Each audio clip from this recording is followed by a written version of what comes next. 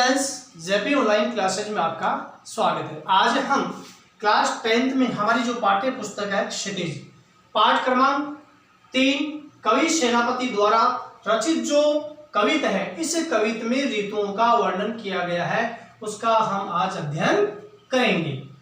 बरन बरन तरु फूले उपवन बन, सोही चतुर रंग संग दल लही यतु हाय। बंदी जिमी बोलत बिरद बीज कोकिल हाय, गुंजत मधुप गान गुन गही गही यतु हाय। आवे आस पास पुहुपन की सुबास सोई, सोने के सुगंध माज सने रही यतु हाय। शोभा कौ समाज सेनापति सुख साज, आज आवत बसंत ऋतु राज कही यतु है। ये जो पाठ 3 है, इस पाठ 3 का जो संदर्भ मैं आपको बतला रहा हूं। प्रस्तुत पद्यांश हमारी पाठ्य पुस्तक क्षितिज में संकलित कवि सेनापति द्वारा रचित कविता रत्नाकर के ऋतु वर्णन से उद्धृत है, शीर्षक से उद्धृत है, लिया गया है।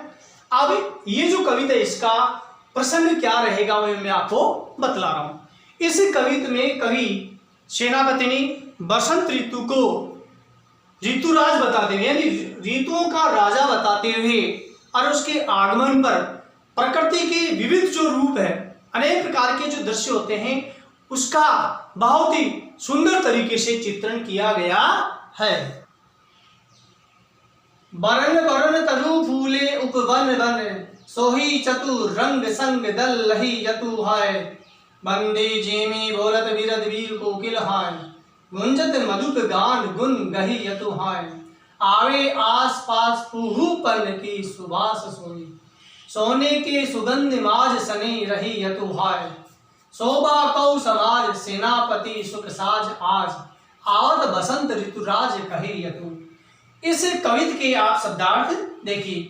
बरन बरन यानी अलग अलग रंगों के, तरु पेड़, फूले फूलों से भर गए, उपवन बगीचे, बन जंगल, चतुरंग यानी सेना के 4 अंग, हाथी, घोड़े, रथ और पैदल सैनिक। इसी प्रकार दल सेना, लहे यतु संग ये हाय।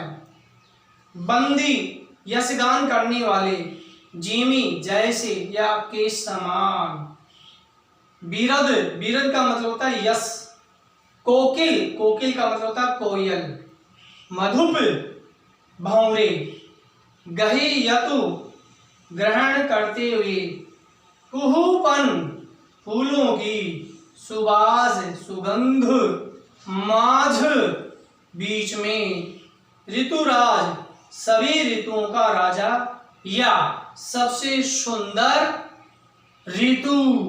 अब इस कविता में जो ऋतु वर्णन है, इसका भावार्थ देखिए। बरन बरन तरु फूले उपवन बन, सोही चतुर रंग संग दल लही यतु। यानी कवि सेनापति बसंत ऋतु का वर्णन करते हुए कहते हैं कि बसंत ऋतु एक राजा की भांति आ रहा है। बसंत ऋतु के आने पर बगीचों और जंगलों में विभिन्न प्रकार के रंगों से, फूलों से भरे हुए पेड़ ही राजा की चतुरंगनी सेना के समान सुशोभित हो रहे हैं या अच्छे लग रहे हैं। बंदी जिमी बोलत बिरद वीर कोकिल हैं। और बसंत ऋतु में तोते और कोयलों के मधुर स्वर ही बंदी जनों की भांति सुंदर गिरदावली के यशोगान हैं। अर्थात ये बसंत रूपी राजा की और स्तुति गान कर रहे हैं। यहाँ जो कोयल और जो वीर तोते और कोयल हैं, यहाँ चारण भाट आदि की स्तुति का पाठक भूमिका अदा कर रहे हैं। गुंजत मधु गान गुन गही यतु। और बसंत में बहुरे गुण ग्रहण करते हुए, यशोगान गाते हुए मधुर गुंजार करते हैं। आवे आस पास कुहूपन की सुबास सोई, और बसंत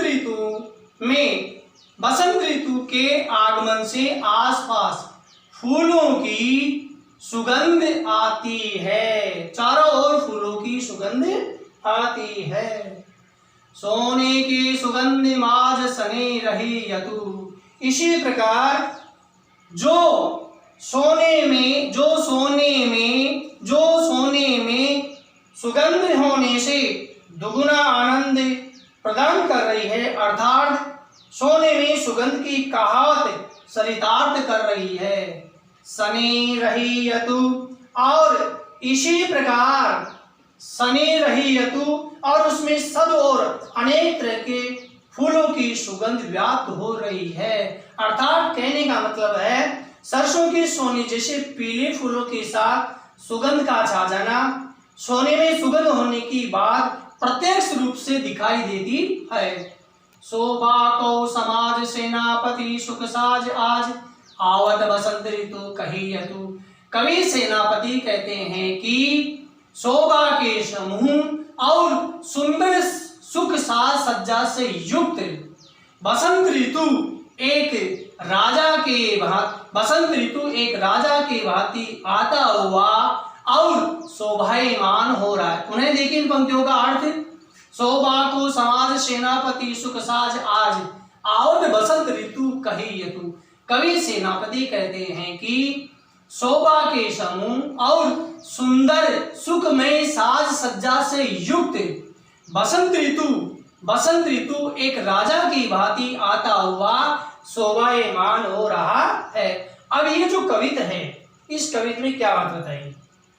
ऋतु एवं प्रकृति का वर्णन नवीन कल्पना शैली में किया गया है। सुंदर रंग बिरंगी प्रकृति को बसंत रूपी राजा का सुखमय निवास स्थान बताया गया है। अब देखिए, बरन यानी इसका अर्थ होता है विभिन्न प्रकार के, अनेक प्रकार के। तो यहाँ पुनरुक्ति प्रकाश अलंकार है। इसी प्रकार बोलत बीरद बीर ब वर्ण की आवृत्ति होने के कारण से बार बार यहाँ अनुप्रास की छटा बताई गई। इसी प्रकार बंदी जिम्मी बोलत बीरद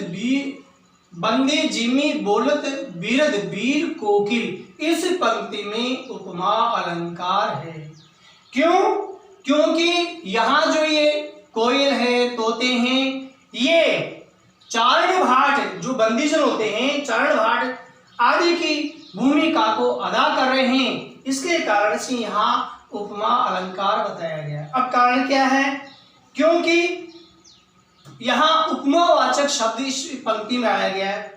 उपमावाचक शब्द कौन कौन से? उपमा अलंकार को पहचानने के लिए समान, सा, सरिस, सदृश, सम, तुल्य और जिमी उपमावाचक शब्द है। इव आदि उपमावाचक शब्दों का प्रयोग किए जाने के कारण से उपमा अलंकार होता है। अब उपमा अलंकार किसे कहते हैं?